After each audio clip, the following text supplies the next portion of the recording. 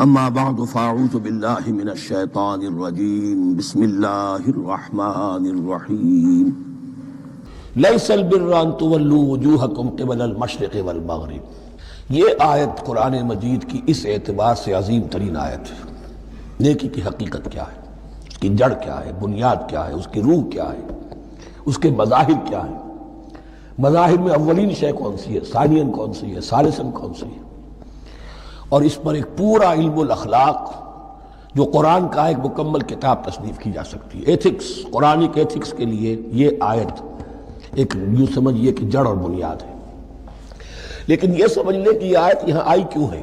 پس منظر میں وہی تحویل قبلہ ابھی ہے۔ تحویل قبلہ کے 4 رکوع 15، 16، 17، 18 یہ تو سالڈ ہے۔ اس سے پہلے 14ویں رکوع میں آیت تھی للہ المشرق والمغرب فأینما تولوا فثم وجہ اللہ۔ ادھر بھی پھر اتنی آیتیں چھوڑ کر پھر گئی لیس البر ان تولوا وجوہکم قبل المشرق والمغرب۔ نیکی یہی نہیں ہے کہ تم اپنے چہرے مشرق اور مغرب کی طرف پھیر دو۔ یہ نہیں کہا یہ نیکی نہیں ہے، نیکی یہی نہیں ہے، یہ بھی نیکی ہے۔ جو ظاہر ہوگا نیکی کا وہ بھی نیکی ہے، لیکن اصل سے اس کا باطن ہے۔ باطن صحیح ہے، نیک ہے تو حقیقت میں نیکی نیک ہے، ورنہ نہیں۔ وَلَٰكِنَّ الْبِرَّ، بلکہ نیکی تو اس کی ہے۔ اب یہاں سے شروع ہوا جو نیکی کی جڑ ہے، بنیاد ہے۔ مَنْ آمَنَ بِاللَّهِ وَالْيَوْمِ الْآخِرِ وَالْمَلَائِكَةِ وَالْكِتَابِ وَالنَّبِيِّينَ۔ سب سے پہلے ایمان، تاکہ تصحیح نیت ہو جائے۔ یہ جو ایمان لائے اللہ پر، یعنی جو نیکی کر رہا ہے صرف اللہ سے اجر کا طالب ہے۔ والیوم الآخر، اور قیامت کے دن پر کہ اس کا کوئی اجر دنیا میں نہیں، صرف آخرت میں مطلوب ہے۔ ورنہ آدمی سوداگری کرے، دکانداری کرے، کپڑا بیچے، کچھ اور بیچے، دین تو نہ بیچے۔ دین کا کام کر رہا ہے تو اس کے لیے سوائے اخروی نجات کے اور سوائے اللہ کی رضا کے کوئی اور شے مقصود نہ ہو۔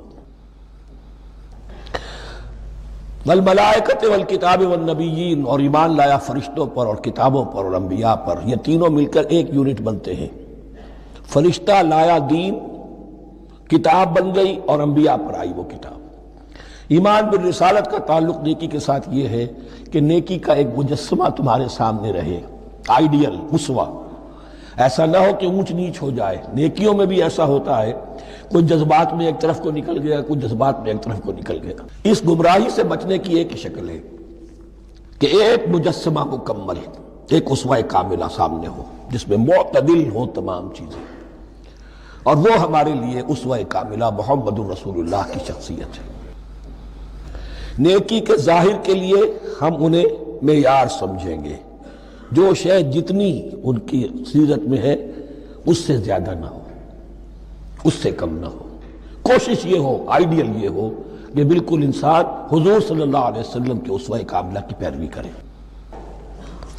وَلَٰكِنَّ الْبِرَّ مَنْ آمَنَ بِاللَّهِ وَالْيَوْمِ الْآخِرِ وَالْمَلَائِكَةِ وَالْكِتَابِ وَالنَّبِيِّينَ وَآتَى الْمَالَ عَلَىٰ حُبِّهِ ذَوِي الْقُرْبَىٰ وَالْيَتَامَىٰ وَالْمَسَاكِينَ وَابْنَ السَّبِيلِ، اور دیا اس نے مال یا دے وہ مال اس کی محبت کے علی الرغم، علی حبہ اللہ کی طرف نہیں ہے، علی حب المال، علی الرغم مال محبوب ہے پھر بھی وہ خرچ کر رہا ہے، ذوی القربہ قرابت داروں پر، والیتامى یتیموں پر، والمساکین محتاجوں پر، وابن السبیل مسافر پر، والسائلین اور مانگنے والوں پر، وفی الرقاب اور لوگوں کی گردنیں چھڑانے میں۔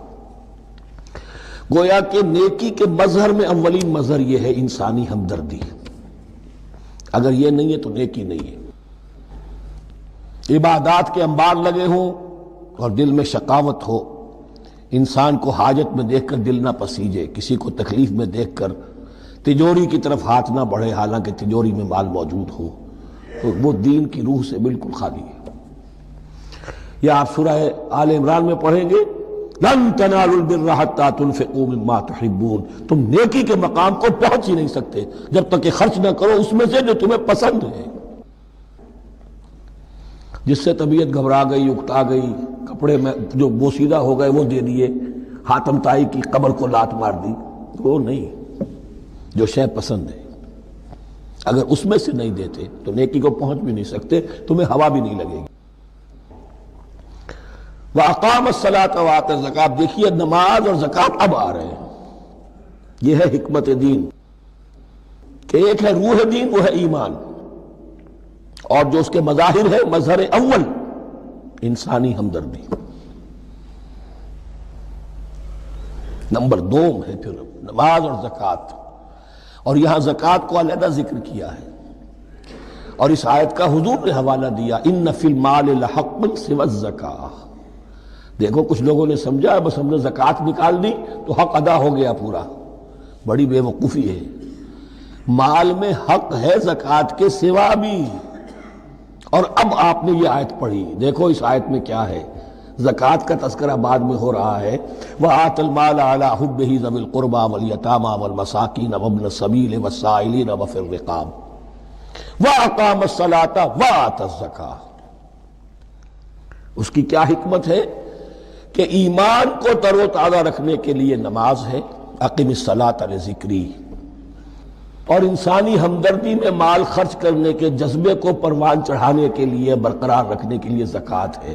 اتنا تو دو نا کم سے کم، بوتل کا منہ تو کھلے، کارک تو نکلے اس کا، اگر بوتل کا کارک نکل جائے گا تو شاید اس میں سے کچھ شربت اور بھی نکل آئے، تو زکوٰۃ ہے تو کارک کے مانند 2.5% ہے، کیا ہے، لیکن یہ کہ اس سے پھر کچھ اور بھی نکلے گا، جو زکوٰۃ بھی نہیں دیتا اس نے کیا کرنا۔ وَالْمُوفُونَ بِعَهْدِهِمْ إِذَا عَاهَدُوا، اور وہ کہ جو اپنے عہد کو پورا کرنے والے ہیں جب کوئی عہد کر لیں۔ سب سے بڑا عہد اللہ سے کیا، لست بربکم قالوا بلا، پھر عہد شریعت کا ہے کہ جو ہم نے کیا اللہ کے ساتھ، پھر آپس میں جو بھی معاہدے ہو جائیں، اور معاملات انسانی سارے کے سارے معاہدات کی شکل میں، شوہر اور بیوی کا معاملہ بھی ایک معاہدہ ہے، marriage is a social contract, شوہر کی ذمہ داریاں ہیں، اس کے فرائض ہیں، بیوی کی ذمہ داریاں اس کے فرائض ہیں، شوہر کے حقوق ہیں، بیوی کے حقوق ہیں، پھر جو بھی امپلائر امپلائی ریلیشن شپ ہے معاہدہ ہے، کانٹریکٹ ہے، جو ہمارا آپ کا پولیٹیکل سسٹم ہے وہ بھی معاہدوں کے اوپر مبنی ہے، بڑا بزنس جو ہے وہ کانٹریکٹ میں چلتا ہے۔ تو اگر ایک چیز پیدا ہو جائے کہ جو عہد کر لیا ہے اسے پورا کرنا ہے، تو ساری سٹریم لائننگ ہو جائے گی تمام معاملات کی۔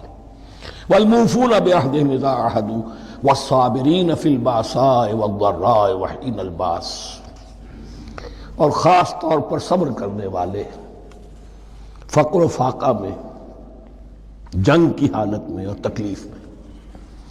یعنی ایک نیکی ہے بدھ مت کے بھکشوؤں کی نیکی، ایک نیکی یہ ہے، یہ نیکی باطل کو چیلنج کرتی ہے، یہ نیکی خانقاہوں تک محدود نہیں ہوتی،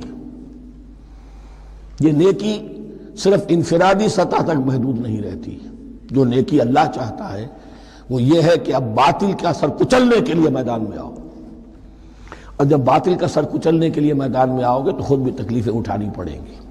صحابہ کرام کو بھی جانیں دینی پڑی ہیں، سینکڑوں صحابہ نے جام شہادت نوش کیا، تو آخری چوٹی کیا ہے، گویا کہ سمم بونم جس کو کہتے ہیں ایتھکس کے اندر، کہ اس نظریہ اخلاق میں سب سے اونچی منزل کون سی ہے، وہ سمم بونم جو ہے اسلام کا، وَالصَّابِرِينَ فِي الْبَأْسَاءِ وَالضَّرَّاءِ وَحِينَ الْبَأْسِ وَلَا تَقُولُوا لِمَنْ يُقْتَلُ فِي سَبِيلِ اللَّهِ أَمْوَاتٌ بَلْ أَحْيَاءٌ وَلَكِنْ لَا تَشْعُرُونَ۔ وہ آیت یاد کر لیجئے، اولئک الذین صدقوا، یہ ہیں لوگ جو سچے ہیں، دعوت و نیکوکاری کا بہت سو کو ہے، یہ ہیں وہ لوگ کہ جو سچے ہیں، وَأُولَئِكَ هُمُ الْمُتَّقُونَ، اور یہی حقیقت میں متقی ہیں۔ تمہارے ذہنوں میں کوئی اور نقشے بیٹھے ہوئے ہیں، کوئی لباس ہے، وضاقتہ ہے، بس یہ بڑا متقی آدمی ہے، تقویٰ اس کا نام ہے۔ یعنی یہ پوری انسانی شخصیت کا ایک حیولہ ہے، ایک پوری انسانیت کا ایک فرد کا نقشہ کھینچ دیا گیا کیریکٹر کا، جس کے اندر روح ایمان اور خارج میں اس ترتیب کے ساتھ دین کی یہ تقاضے اور نیکی کے یہ مظاہر موجود ہیں۔ اللہم ربنا اجعلنا منہم، اللہم ربنا اجعلنا منہم۔ اب اس کے بعد کچھ وہی جو معاملات انسانی ہیں اس پر اب بحث، جیسا کہ میں نے کہا تھا کہ ایک لڑی ہے شریعت کی، معاملات کی، یہ تو بڑے بڑے پھول جو تھے آیت الآیات اور آیت البر، یا ایھا الذین آمنوا کتب علیکم القصاص فی القتلی، اہل ایمان تم پر لازم کر دیا گیا ہے مقتولوں کا بدلہ لینا، قتلہ قتیل کی جمع بھی ہے، اور مقتول سے یہ مصدر بھی ہو سکتا ہے، کہ تمہارے لیے یعنی اس معاملے میں سہل انگاری صحیح نہیں ہے، انسانی تمدن کی جڑ کٹتی ہے جب کسی معاشرے کے اندر انسان کا خون بہانا عام ہو جائے، تمدن کی جڑ کٹ جائے گی۔ تو قصاص تم پر واجب ہے۔ یا ایھا الذین آمنوا کتب علیکم القصاص فی القتلی الحر بالحر والعبد بالعبد والانثی بالانثی۔ ایک آزاد کی جگہ آزاد ہی قتل کیا جائے گا۔ آزاد نے قتل کیا ہے تو ظاہر بات ہے وہ آزاد ہی اس کی جگہ قتل ہوگا۔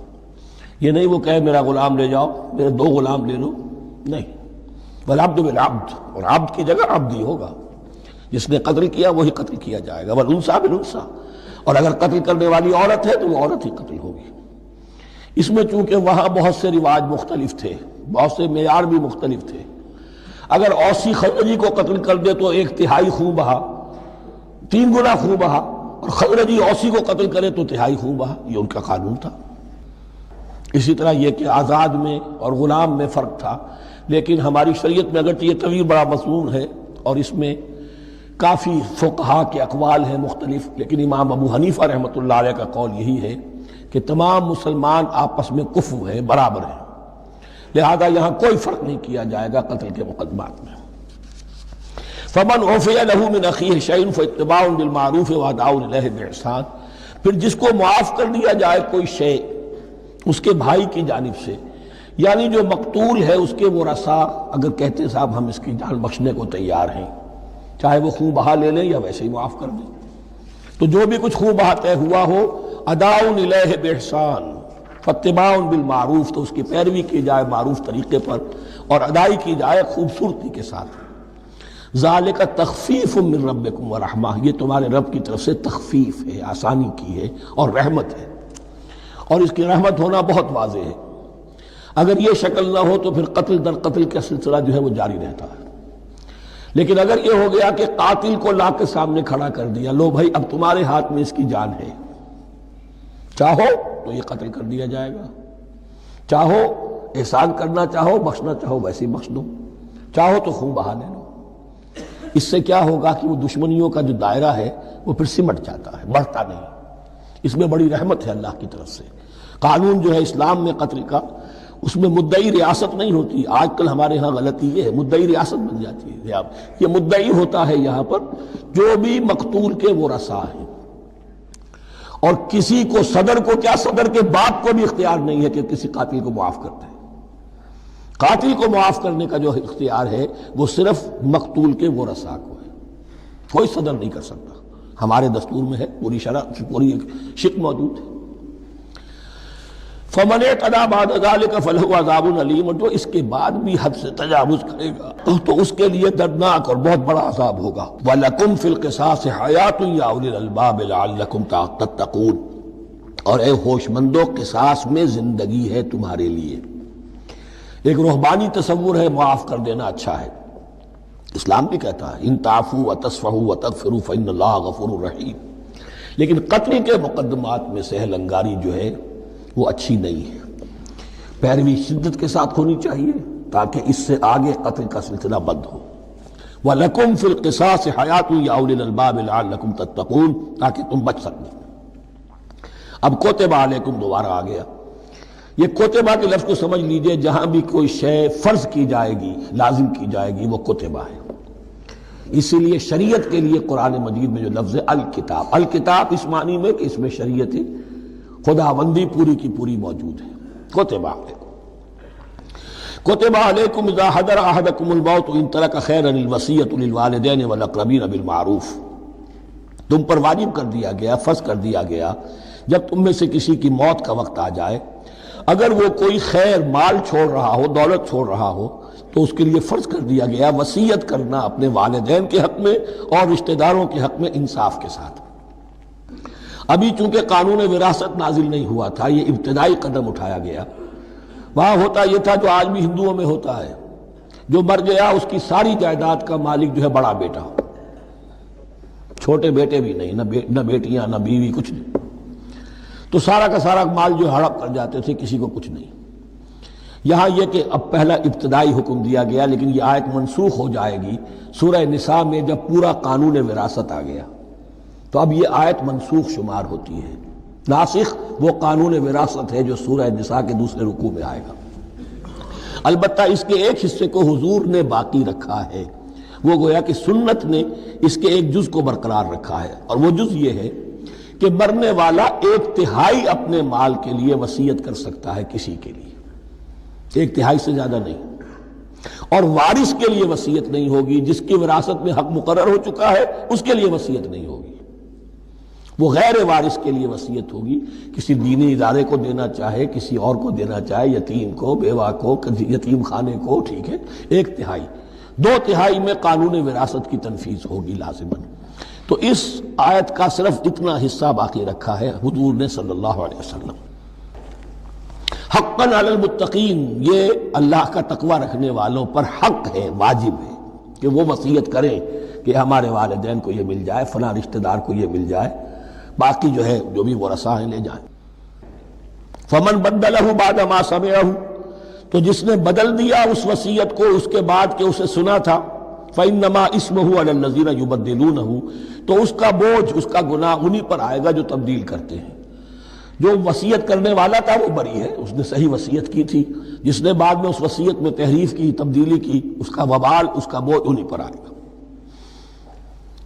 ان اللہ سمیع علیم، یقینا اللہ سب کچھ سننے والا اور جاننے والا ہے۔ فمن خاف من موص جنفا، اب اگر کسی کو اندیشہ ہوا کہ وصیت کرنے والے نے جانبداری برتی ہے، ٹھیک وصیت نہیں کی ہے، دیانتداری کے ساتھ اس کی رائے یہ ہوئی، او اسمن، یا گناہ اس نے کمایا ہے، فاصلح بینہم، اور اب ان کے مابین صلح کرا دی، ورثاء کو جمع کیا کہ بھائی وراثت تو یہ تھی، ان کی وصیت تھی، لیکن دیکھو اس میں یہ زیادتی والی بات ہے، اگر تم مطمئن ہو جاؤ، متفق ہو جاؤ تو اس میں اتنی تبدیلی کر دی جائے ان کے اتفاق سے، فلا اسم علیہ، تو اس میں کوئی گناہ نہیں ہے، یعنی ایسی نہیں ہے یہ بات کہ اس کو وہ سینکشن اور سینکٹیٹی حاصل ہو گئی ہے، تقدس، کہ اب اس میں کوئی تبدیلی نہیں ہو سکتی، باہمی مشورے سے اور اچھے جذبے سے، اصلاح کے جذبے سے وصیت میں تغیر ہو سکتا ہے۔ ان اللہ غفور رحیم، یقیناً اللہ تعالی بخشنے والا ہے، رحم فرمانے والا۔